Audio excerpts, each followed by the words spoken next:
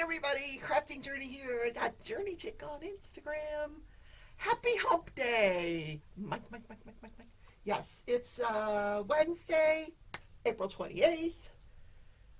This evening is Craft With Me Wednesday. Yes, the last Wednesday of the month. That means that my collaboration with Marissa McCartney, the Crafty Heifer, she will be on my channel. We will be talking about our temperature blanket, how we're all behind.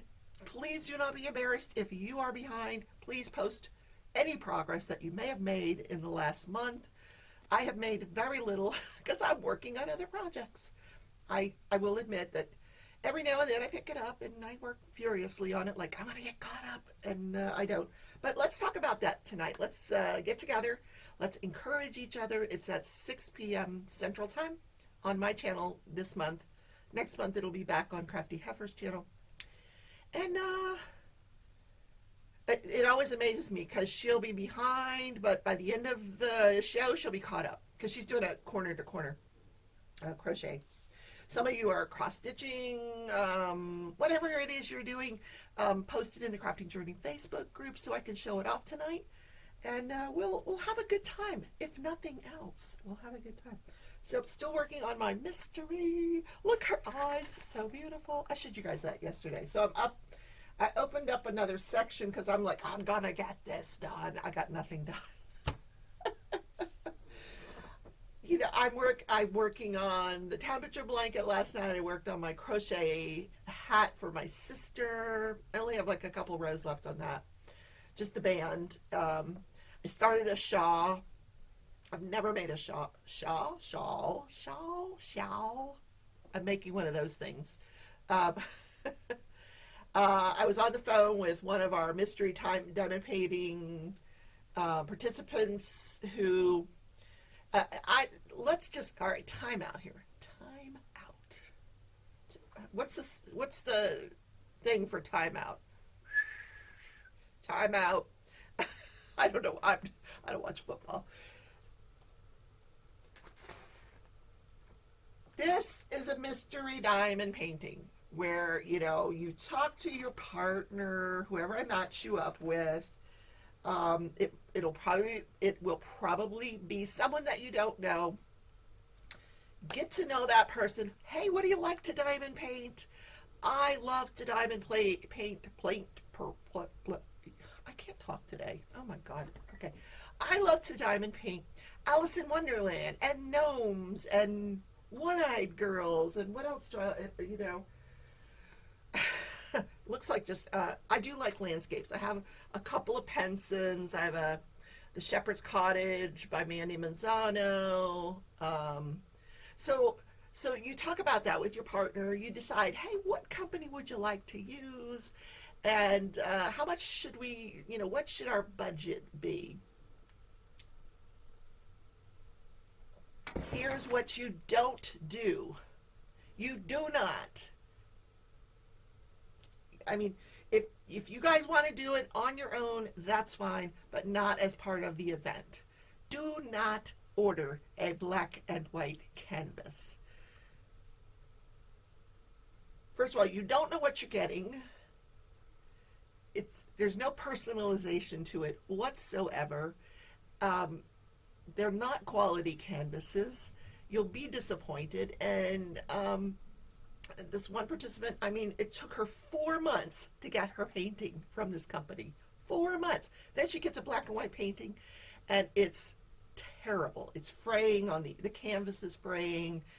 The glue is not sticky. The symbols are blurry. The painting is smudged. There's no inventory sheet. Just avoid all that and do not go with a black and white canvas. Use any other company, but don't order a black and white canvas. That they call those mystery diamond paintings, but that is not this event. This is an event where we order from companies that we know, we love, and that's all I'm going to say about that. Okay, back into the show. I don't know what the symbol is for keep on going. Guess what I did yesterday? I did a thing. I am now a licensed driver in the state of Wichita. I got my driver's license. I finally, the other day, got my birth certificate in the mail that I have been waiting for forever. It took months to get the darn thing. Probably because of COVID, I'm sure. And I think I need to rearrange my little setup here. So I went to the driver's license thing, fully prepared that like they were gonna like arrest me or something. I don't know. But I made sure that I looked good. I had my had one of my favorite hats on, and I was gonna rock this photo. I'm pretty sure they were gonna make me take a test, and I didn't really study for it. I printed the manual. I don't know if that counts, but so I get in there and they're so friendly. They're like, "Oh, no problem," and I show them all my documents. Thank God I had everything they needed. And he's like, "Well, where's your marriage license?" I'm like, no, I don't have the marriage license. But look, I have the divorce decree. Doesn't that count? I must have been married if I have the divorce decree. And he's like, no, calm down. It's okay. This is fine. Okay. I'm like, because I'm just prepared for them to say, go home and order something else. No, they did not do that. So he's like, okay, here's your number. Wait till they call your number. I sat down and like 5 minutes later, they call my number. Literally 5 minutes later. So really nice guy. I made sure, that he put down that I am an organ donor, because I think that's important.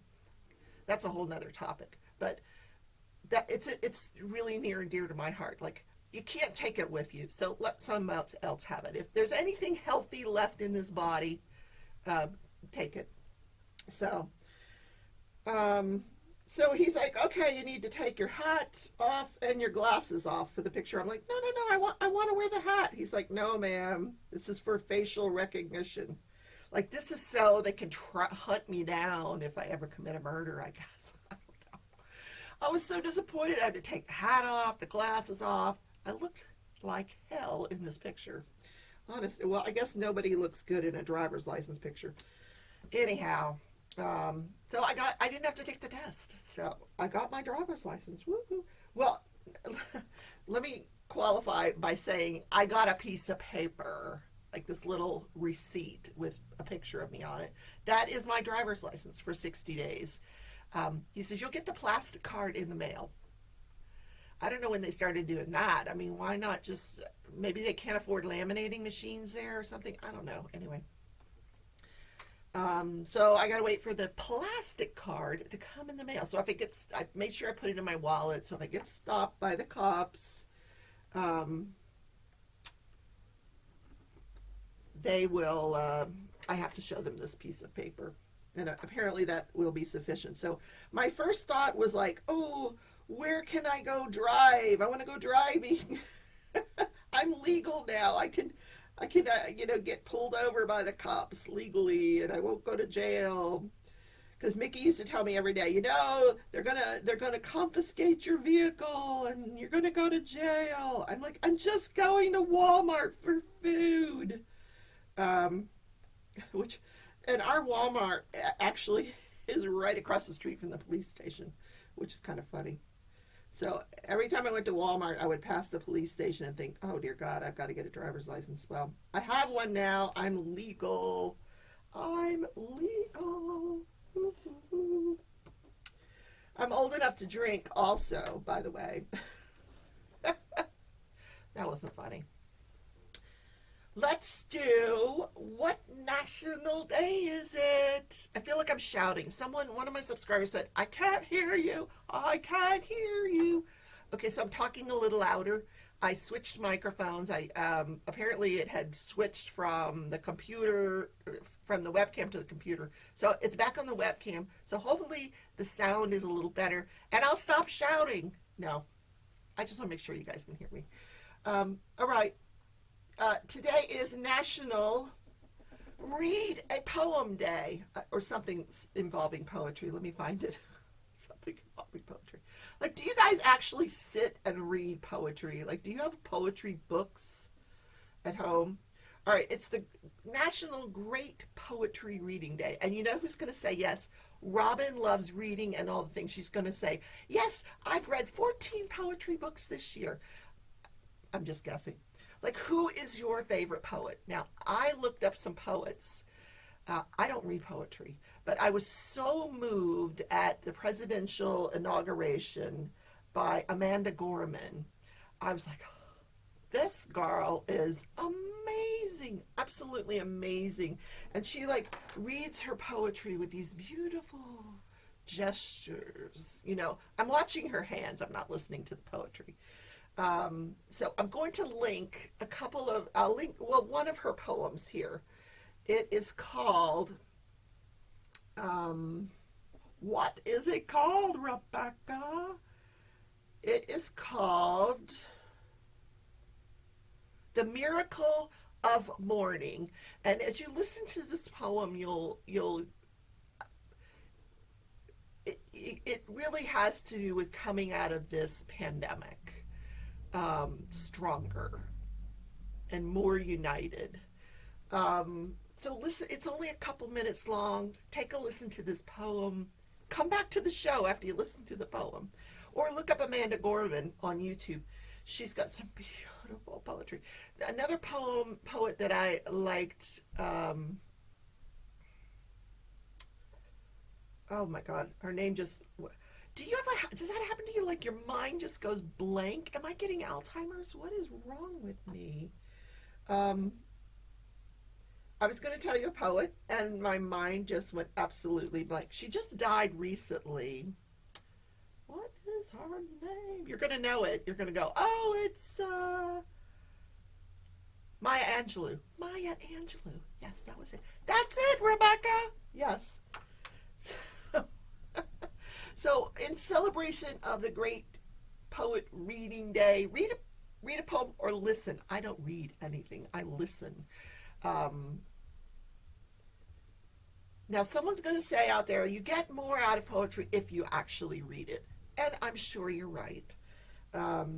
So maybe later on this evening, I will look up a poem, and I will read it. But I have never like sat down and said, hey, you know, I'm going to get this book of poetry out and just sit here and read. I just never developed a love of poetry, I guess. You know, it just was never my thing. Some people, they like go to poetry readings and things like that. So find a way that you want to celebrate this day. Oh, we're putting down some 310. Do, do, do, do, do, do. So last night I was also researching. You know me, I'm always trying to figure things out. I want to upload the audio of this show as a podcast. So I've got a company that I'm doing it through. It's called BuzzFeed. So I thought I could upload the show, but they just want the audio. So I know now how I can separate the audio from this is so boring to you. You're like, we don't care. I know. Just tell you where to tune in, right? So I think by tonight or tomorrow, at least by this weekend, my podcast should be available on Apple Podcasts. Fingers crossed. Same title, Mornings with Crafting Journey, but I've extended the title. It'll be Mornings with Crafting Journey, Crafting and Crime. And that's what you would look for on Apple Podcasts. But I will give you the URL to the different podcasts. So more to come on that. Because, you know, why not? Why not? I'm already doing the show. Why not just people are not going to be able to see the paintings or my hats, but they can listen to me jibber jabber, right? Yeah, anyway. So I'm watching the news last night, and it's supposed to get cold down in the 20s again. I'm like, what is going on? Are you kidding me? Because it has been so beautiful outside. Very windy, but beautiful. And I bought this little fire pit the other day so I can burn some of this wood. I've got collecting around. I have these gorgeous trees, but the wood that has dropped off of these trees over the years, because nobody lived here for a long time before I did. So I've been cleaning up the yard, putting the wood in a pile. I bought this fire pit to burn the wood, and I can't put it together because I cannot find my screwdriver. And the last time I remember seeing it is when Malia and I put together those chairs. So, and I refused to buy another screwdriver because my son has bought me a screwdriver when I couldn't find the one before. I don't know where they go. They're like socks. They just disappear. So I go next door. I introduce myself to the neighbor, Tiffany. And Tiffany, I said, Tiffany, you got a screwdriver? Oh, let me go look. And she goes in her house and she never comes back out. Like, I'm like, she can't find it. So eventually she comes back out. I'm standing there talking to her kids and she's like, will this do? And she found some like little, I'm like, oh no, she couldn't find hers either. I thought that's funny. They disappear. Yes. So I'm not the only one. Unless, I could have asked Phil, who lives on the other side of me, but I think Phil does Lyft driving at night, and I think he sleeps during the day, so I don't want to bother him. But, I mean, worst comes to worst, yeah, I'll go buy another screwdriver, because I want the fire pit set up. I just picture myself sitting out there, crocheting. I got a little table where I can put my drink, have the fire pit going, and then swatting the bugs. That's like crochet. Yeah. Did you ever I have a fly that got into my house, so I have a new pet. I'm going to name him if he doesn't leave soon. This is the biggest gosh darn fly I have ever seen. Like, this fly is huge, and he won't leave. He follows me everywhere around this house. It's so annoying. I want him to just be gone. I know, weird. All right, let's do Judge, Jury, and Journey. Judge, Jury, and Journey. Okay, guys. We're getting towards the end of this trial, and it's getting good. It's getting good. So, let me get my notes out here. All right. We start out with another investigator who took photos of Ashley's business and her home. So they go through all these photos, and her home is a wreck. I mean, it's a mess. Now, the defense attorney made it sound like this home had been searched multiple times, and that's why it was a mess, but it was a mess. And what they found was a lot of guns and ammunition. They searched the truck, and they put on a couple of these, all these FDLE people, the prosecution, someone that does fingerprints. They could not, off the truck, they couldn't find any Taylor's fingerprints on the truck. And she said probably what has happened, because so much time had passed between the time she was supposedly in that truck, which had been September 8th, and the time that they dusted for fingerprints, which is sometime in October. And this, you've got to keep in mind, this is Florida, the Florida heat, even in September. She said, and the fact that other people are getting in and out of this truck is just, nothing could be made out as far as fingerprints. So they got nothing of any evidentiary value out of Ashley's business or Ashley's home, which I thought was really, really interesting. Now, they did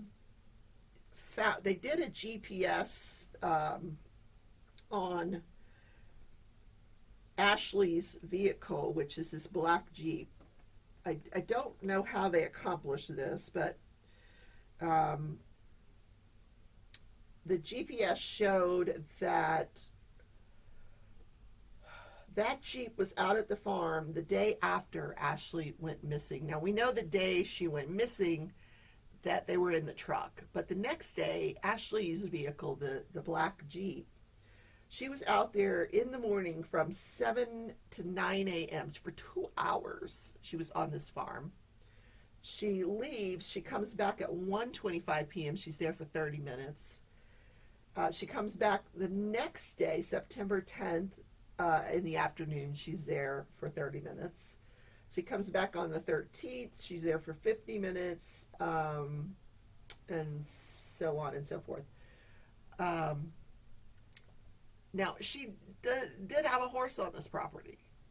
So, I don't know what she was doing, going back and forth to this property. Now, one of my subscribers mentioned, maybe she had help with this murder. And I'm thinking that too, that she could not have accomplished murdering this woman on her own. Because we know that her cousin lives on this property. We know he wasn't there on the 8th, but was he there all these other days, and what did he think of, Ashley coming and going all the time? It is weird. So the defense rests, or the prosecution rests their case. They're like, we're done. So now the defense moves for a directed verdict. And I've explained this before. Every time a prosecution or plaintiff ends their case, it is time for the defense to say, okay, you didn't meet your burden of proof. And they argue to the judge. And really, I thought it was a very good argument. They said there was no physical or trace evidence offered by the plaintiff to link this woman to the crime. They couldn't find any DNA anywhere that they could find. They had a buccal squad, a buccal swab. Ashley let them swab her mouth, so they had a sample of Ashley's DNA, which they found nowhere near the crime scene. No DNA for Ashley. They were able to identify the body of Taylor by her dental records, and so once they knew that that was her, they could get a DNA profile off of one of the bones, and so. So, of course, this motion, the judge just denies the motion. And I thought, but there's no evidence that this woman committed the murder. There was nothing, there was no weapon that linked, there's guns in this case. No question. They find guns in her car, guns in her house, guns in her business. These are just people that like guns. They're part of the NRA. They have guns. They go hunting. They sell them. They go to gun shows. But do they commit murder with them? I don't know. One of the interesting things that the prosecution did bring on regarding the cell phone records, when they initially took Ashley's cell phone, they downloaded everything, but they couldn't open the download because she had an Apple phone, an iOS phone. And at that point in time, in 2017, they were using a program called Cellbrite. And in order for Cellbrite to open that download, they needed Ashley's iTunes password. So every time she would give them a password, it didn't work. And she gave them 5-6 passwords, and it didn't work. So they couldn't access her phone, the download on her phone. So what they did was 2 years later, in 2019, right before the trial, well, lo and behold, Cellbrite has a new version. They caught on that they weren't able to open these Apple phones, so they now have a new version of Cellbrite that can open these Apple phones. So they were able to open the download 2 years later because of an upgrade in the Cellbrite software. So now they're getting all these texts and photos and everything off of her phone, which clearly show that she was out at this farm. She's got all these pictures. And they really corroborate all the previous testimony that, bystanders had given. Like, hey, I texted Ashley, and like her one friend had said, I asked her, hey, you sounded really winded on the phone. That was on September 8th. And she texted back, yeah, I was lifting a saddle. So all of this prior testimony was corroborated by these records, cell phone records of Ashley. And then they put on a firearms expert. She examined the projectile, the bullet that was found in Taylor's skull, and she said because this thing, she said that the bullet was very damaged, and she said it's very common, again, because of Florida. They get lots of rain and, lots of heat, and it just really damaged this bullet, and it's very not unusual.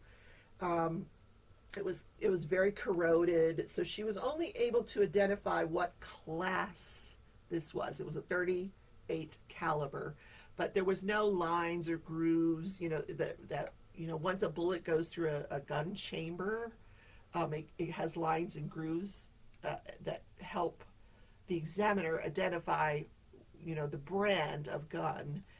She wasn't able to do that. All she could say was it was a 38 caliber that ended Taylor's life, and she had 6 pages of possible brands of guns this could possibly be. Amongst them was Smith & Wesson, and of course there was, Ashley had a Smith & Wesson. She had, when they opened her cell phone records, she had all these photos of guns, and one of them was a 38 Smith & Wesson, but we don't know that was the gun.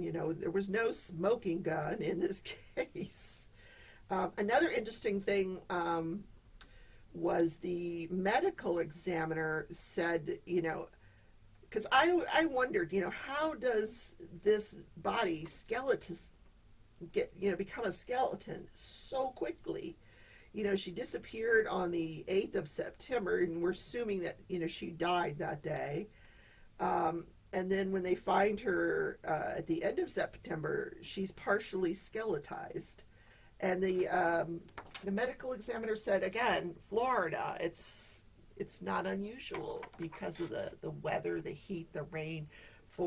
She said, you can become a complete skeleton probably within a week in this kind of weather that they have in Florida. So she said that the composition of the body was consistent with, the last known sighting of Taylor, that being the 8th. Now, she couldn't say that that's exactly the day she died. She couldn't pinpoint it. She just said it could be. And then they talked about this necklace that was found with the body. It was this necklace with a pendant, that bullet. And we know that there was previous testimony that Ashley or Taylor always wore this necklace. So there's no question that this was Taylor. And she was shot from the back of the head, and it's like in an upward fashion. The trajectory went through the back and out the front. Or it didn't exit, but it was, that's the direction it was headed. Yeah, I just got a chill. So, and then the prosecution or the defense put on their case, and their whole case was centered around proving that Ashley didn't have the strength to pull off this murder. Like she had gotten into a car accident back in like 2009 or 2010, and so they put her chiropractor on the stand. The chiropractor that was treating her for the accident, she had whiplash from the accident, and she also had what they eventually learned was and he treated her for a while, and then she wasn't getting better, so he sent her for an MRI, and it showed that in her lower back she had a herniated disc. We all do, let me tell you. It's called aging. And so, he said at that point in time, he had this whole laundry list of stuff she wouldn't have been able to do. She wouldn't have been able to, lift heavy objects. But he said that was back in 2011. He hadn't treated her since 2011. So, and then they put all these different witnesses. One of them was this lady that actually works for Ashley's business. She collects the money from the different jukeboxes and stuff. And she was really this funny lady. And she said, whenever I had to move a machine, I would have to call Ashley's husband, or, Ashley was not able to help. And then when the judge said, you're free to go, because she wasn't on the stand long, the judge says, okay, you're free to go. She's like, really? I'm done? She's like, yes. And she gets up and she starts running out of the courtroom. And even the defendant, Ashley, was laughing. Everybody was laughing because it was really funny. This woman, she did not want to be there. So I feel for her. And Ashley has such a crowd behind her in this courtroom. She's got a lot of supporters. Her daughter, her husband, so in rebuttal to all this testimony that she couldn't lift anything, or she, because I don't know what she would have had to lift. I mean, we know that there was a hammock, and I guess they're presuming that she killed her, wrapped her in this hammock and then drug her off the property.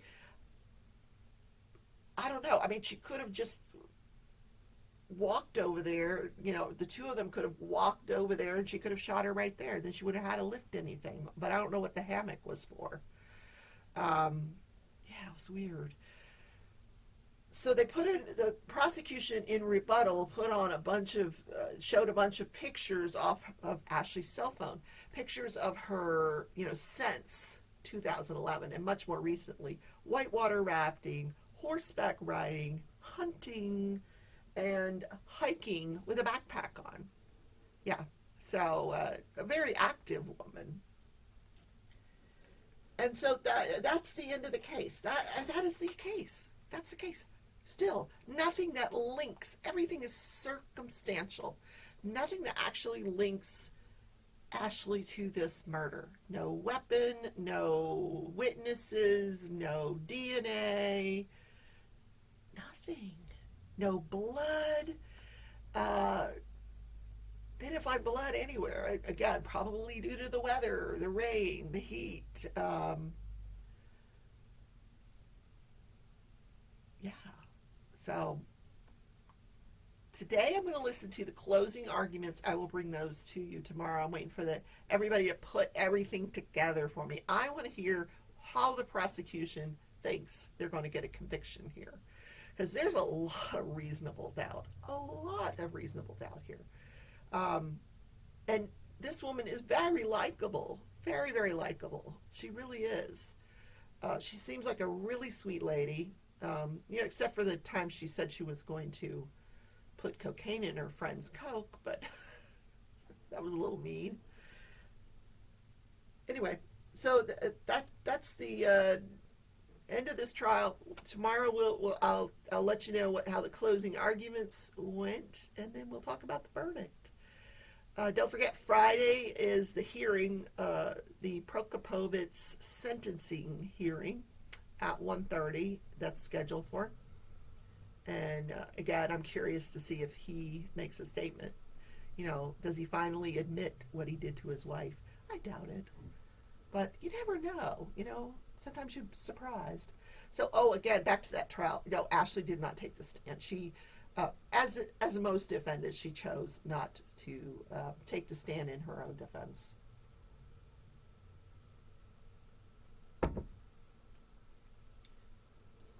Okay. How are we doing on time? Oh my God. This is a long show today. Which is good, because I looked up this day in history and there was not a gosh darn thing I wanted to talk about. I don't want to talk about, what happened during Hitler's reign, during World War II, or nothing that tickled my fancy today. So we're just going to skip this day in history. Although I could say that this day in history, the guy that invented the Lamborghini was born. His last name was Lamborghini. Yeah, he was born this day in history. So look, I did this day in history. I did it. Like my shirt. I ordered a bunch of these shirts, and I really love them. And they're this really nice material. It feels really good. And of course, I ordered long sleeve, and when I opened it the other day, I'm like, why did I order long sleeve? It's It's warm outside. Of course, now we have a cold front coming through, so I put my long sleeve on today. All right, guys, that is the show for today. I will hope to see you tonight in Craft With Me Wednesday. We will be talking about our temperature blanket progress. Don't be embarrassed. We're all behind. You're not alone. Let's get together. Let's discuss it. Show me your progress or lack of progress. That's okay too. I'm not caught up either. And I'm willing to bet neither is the crafty hacker. So I will see you tonight at 6 p.m.